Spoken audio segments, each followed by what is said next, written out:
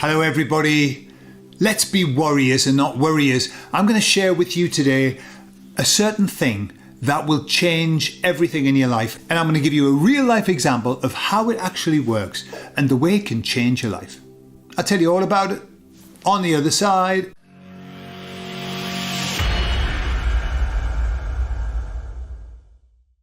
So I've been working with people for a lot of years, helping them with therapy and stuff like that. And what I find is that the biggest issue that we have, all of us, is resistance.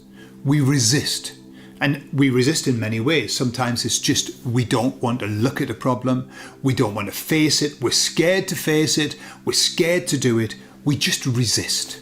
And that resistance, whatever you give resistance to, you give energy to. And it keeps you locked in. To resist something, you've got to do this. That's you locked. That's you locked in, trapped within your own paradigm. Yeah? And so what's the secret? How do you overcome this resistance? How do you overcome your problems? Well, one word: surrender. You surrender to the problem. Now, it's a cliche. They're just words. What does it even mean to surrender to something? Well, to put it in a story, an example, this is not a real life story, but it's an example, is of the man who finds out from the doctor that he has got an eye disease and he's going to go blind. And he goes into a deep depression. He's angry at everybody around him, he's insufferable. Nobody can live with him, nobody can put up with him, he's just awful. And gradually he gets more and more and more short-sighted or unable to see, until he finally goes blind. And he is depressed and angry. And he goes to see a therapist because he just really doesn't want to live anymore. And he says to the therapist, I just want you to help me. I want you to take this away. I want to be back to normal. And the therapist said, well, I'm going to give you some good news and some bad news. The bad news is that nobody can take this away now. It's done. And you are going to be blind for the rest of your life. And he said, but the good news is that if you want to be happy again, then all you need to do is learn to love your blindness. All you need to do is learn to accept your blindness. And he could have used the word surrender. All you need to do is to surrender to your blindness. And so the way that it seems to work, if I understand it correctly, is that when you deny something, when you demand that something changes, when your happiness depends on something changing, then you're in prison. Then you're stuck. Stuck, no options. There's a beautiful expression which goes like this: don't try and carpet all of the world. Just put on a pair of slippers. Don't try and change everything around you. Change yourself. Now that's easier said than done. It's easier said than done. But what I want to do is I want to share with you something that I've observed in my life with my wife. Okay? And the story starts like this. So I met my wife when I was 39. I had 2 children and I was divorced. And I said to her, and she was only young, and I said to her, I don't want to have any more children. I've got 2, that's enough. And she said, well, I do. Okay, and we were together and we were living our life and everything, but I was very aware that she very much wanted to have children. And little by little, because I realised I was with the most beautiful woman I've ever been with, the most wonderful person ever, then I got to the point where I thought, why not? Why not? And I like children. I just thought, I'm at the point in my life where it's time for me. But we decided that we were going to try for children. The issue was that I had a vasectomy. Not only once in Mexico, and it wasn't successful to a degree, and then again in the UK. So I'd had it twice. And so looking at the options, we discovered that there was a doctor not so far away from us that did reversals. Very expensive, privately, 4,000, I think it cost. 4,000 at the time. That was 15 years ago. It was expensive. I didn't have any money. But surprisingly enough, the money came, and so we paid and we got a reversal, and that was lovely, and it was shown to have worked and beautiful. And so we started trying for a baby. And a year passed, and 2 years passed, 3 years passed. After 3 years, we were starting to get worried.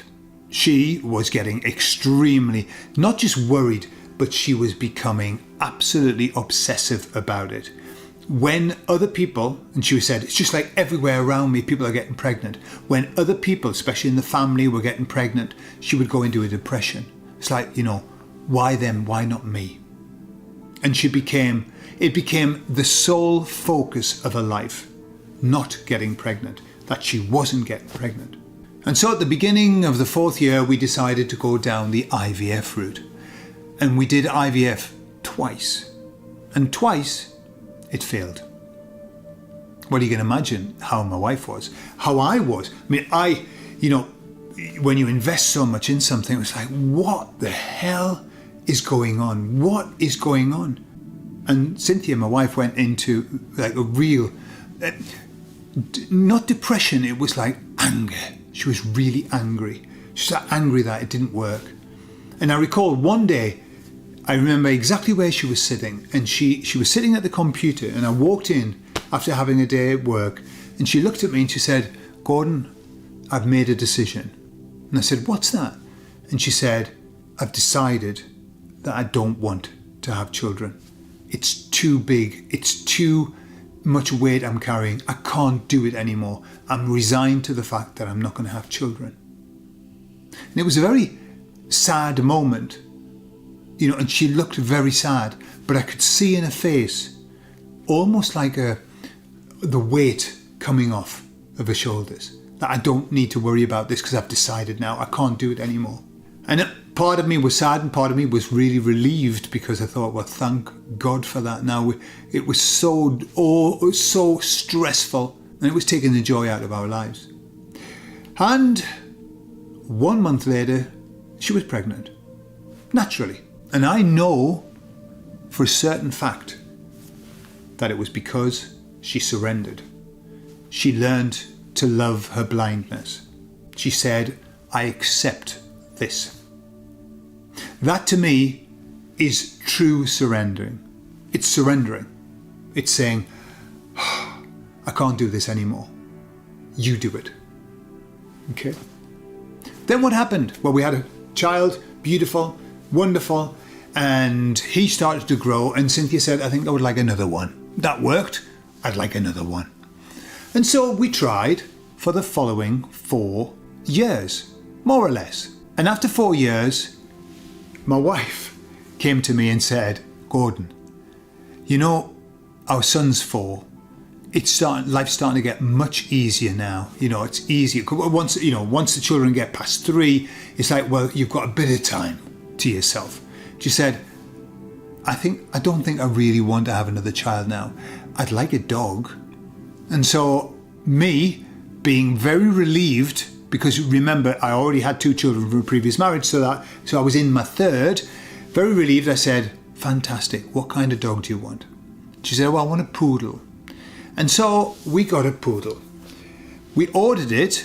It was very expensive, 1,400, I seem to remember. And we ordered it, and it was going to be delivered in a month, because it was still just a little puppy. And at the end of that month, Cynthia said, I'm pregnant. And I saw it happen again. I've come to terms with it. I'm letting it go. I'm surrendering. I don't want to have another one. Okay. And then she got pregnant again. And we had a dog. So we had a baby and a puppy, which, well, the puppy was a bit bigger then, but it was still a puppy. So I wasn't a happy bunny about having a dog. By the way, I was over the moon with the baby. So I saw that happen twice. And, that was her body responding to surrendering. I've done it. I've surrendered. And it was the most beautiful thing I've ever done. And I continue to do it.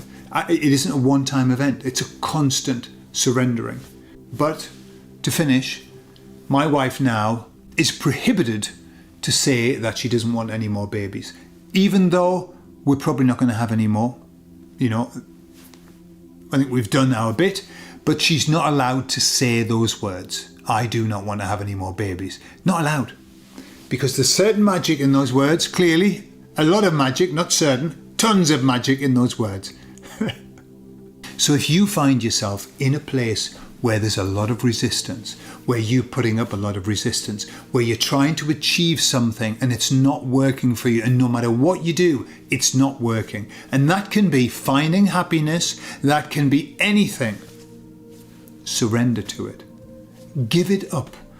But you're not giving it up. You know, the way that manifestation works is that you want something so much, and as Esther Hicks says, you've got it in escrow. It's there.